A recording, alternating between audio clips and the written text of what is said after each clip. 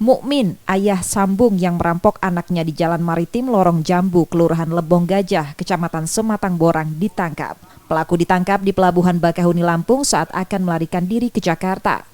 Hasil pemeriksaan terungkap motif perampokan yang dilakukan tersangka karena terdesak uang untuk membayar rental mobil yang digunakan untuk taksi online. Tersangka juga mengaku sakit hati pada korban yang sering mengeluarkan kata kasar. Kunci rumah yang biasa digunakan oleh korban, tersangka mengetahui yang ditempatkan di samping pintu rumah. Jadi dengan membuka, dengan mengambil kunci itu, dibuka, ternyata korban masih di dalam.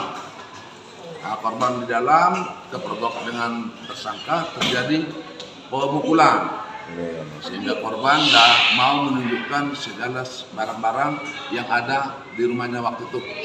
Jadi salah satu yang diambil HP, kalung emas, mobil, dan uang. Untuk proses hukumnya kini tersangka ditahan di tahanan Polrestabes Palembang. Yudi Kiswanto, Kompas TV, Palembang, Sumatera Selatan.